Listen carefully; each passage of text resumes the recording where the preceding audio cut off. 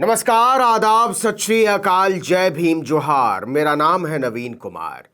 हम तो पहले से बोल रहे थे कि बागेश्वर धाम वाला धीरेंद्र शास्त्री फ्रॉडिया है, एक नंबर का धूर्त है।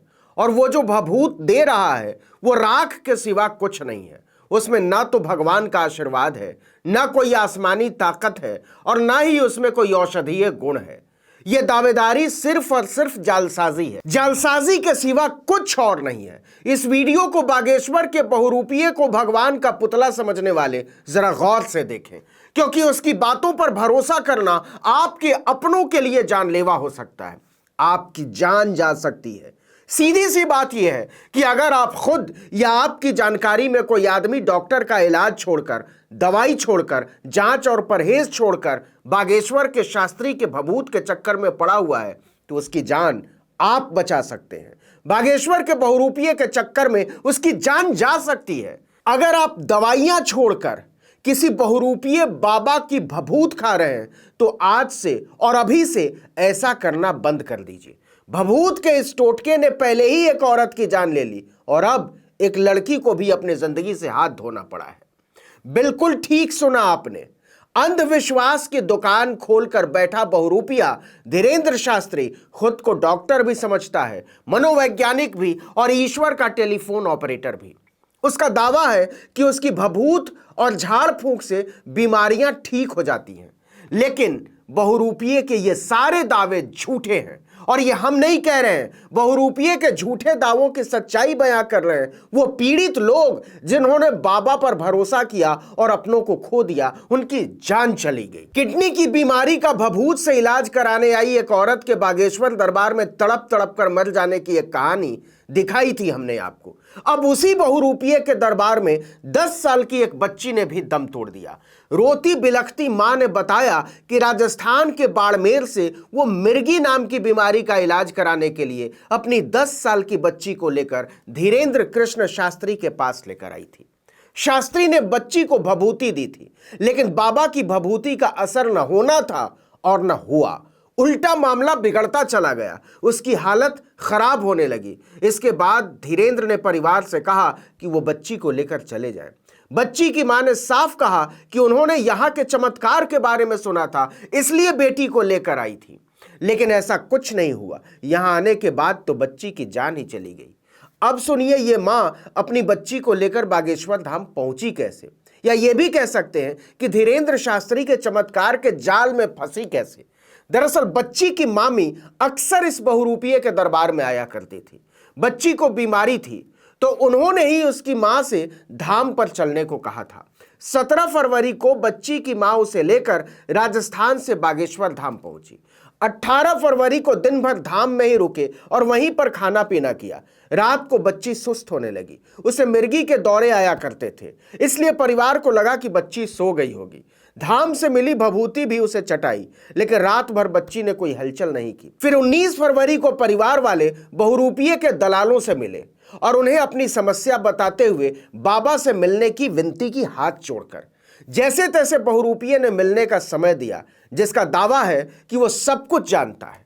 मिलने के बाद बहुरूपिये ने बच्ची की हालत देखी। वो समझ गया कि उसकी स्थिति बहुत गंभीर है और उसे फौरन डॉक्टर के पास ले जाने की जरूरत है। लेकिन वो फ्रॉडिया उसे डॉक्टर के पास ले जाने के लिए बोलने की बजाय उसे भभूत देता है और कहता है कि इसे यहां से ले जाओ, ये शांत हो गई है। इसके कुछ ही देर बाद बच्ची की जान चली जाती है। इस बहुरूपिये का चमत्कार कोई पहली बार फेल नहीं हुआ।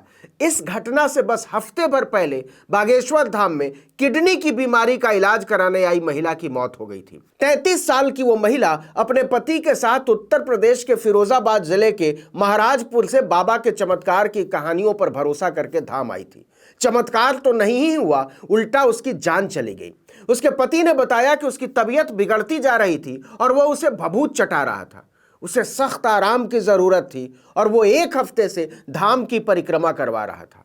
इंतहा देखिए, इतनी बुरी हालत में भी वो पंडाल में अर्जी के लिए लाइन में खड़ी थी। इससे बड़ी बात यह है कि उसने बहुरूपिये के चक्कर में डॉक्टर का इलाज छोड़ दिया था। उसके पति ने ही बताया कि बीते 8 महीने से उसकी पत्नी ठीक थी। आराम से खाना खाती थी, घूमती फिरती थी, लेकिन बाबा के धाम आने के बाद हफ्ते भर में ही उसकी जान चली गई। तो ये है बागेश्वर धाम सरकार के चमत्कार। इस पाखंडी का दावा है कि उसके ऊपर बालाजी महाराज की असीम कृपा है। वो तरह तरह के टोटके करता है, जंतर मंतर बेचता है, दावा करता है कि जो कोई भी बालाजी महाराज की शरण में अपनी मनोकामना लेकर आता है, बालाजी महाराज अपने परम भक्त बागेश्वर धाम सरकार यानी धीरेंद्र शास्त्री के माध्यम से उसे पूरा करवाते हैं। दावा तो यहां तक है कि बालाजी की कृपा से उसे अनेकों सिद्धियां प्राप्त है, जिससे वो लोगों को ठीक कर सकता है। ऐसे जालसाज बाबाओं को जेल में होना चाहिए और नहीं तो बैठा देना चाहिए दिल्ली के एम्स में, लखनऊ के पीजीआई में या इंस्टीट्यूट ऑफ बिलियरी साइंसेज में कि तू एक भी मरीज को ठीक करके दिखा दे। सारे डॉक्टर उस दिन छुट्टी पर रहें और अगर वो मरीजों को ठीक नहीं कर सके तो उसको वहां से उठाकर सीधे तिहाड़ जेल भेज दिया जाए और तब तक ना छोड़ा जाए जब तक वो स्टैम्प पेपर पर लिख कर ना दे दे कि मैं किसी की जुकाम तक ठीक नहीं कर सकता, मेरे पास ना कोई सिद्धि है और ना ही इलाज का कोई ज्ञान। ऐसे लोगों को जेल में इसलिए भी डाला जाना चाहिए कि पाखंडियों पर भरोसा करने वालों की तादाद बहुत बड़ी है। ये लोगों में अंधविश्वास फैलाते हैं, आस्था के नाम पर उनकी जिंदगी के साथ खिलवाड़ करते हैं और जब उनकी जान चली जाती है तो हाथ झाड़कर खड़े हो जाते हैं। लोगों को बेवकूफ बनाकर ऐसे बहुरूपीय करोड़ों कूट रहे हैं। भोली भाली जनता ने उनके झूठे और बड़े बड़े दावों पर आंख बंद करके भरोसा कर लिया और चल पड़ी बाबा की दुकान। बड़ी बड़ी लाइनें बाबा के दरबारों में लगने लगी। अंधविश्वास का ऐसा खेल शुरू हुआ कि लोगों की आंखों पर पट्टी बंध गई और यह पट्टी अब लोगों की जिंदगी से खेलने लगी है। लेकिन अफसोस की बात यह है कि अंधविश्वास का यह खेल फिर भी चालू है।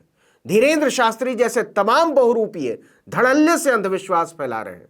लेकिन इससे भी खतरनाक यह है कि बड़े बड़े नेता, चाहे वो कांग्रेस के हों या बीजेपी के, वोट के लिए उसके पैरों में जाकर लौट रहे हैं।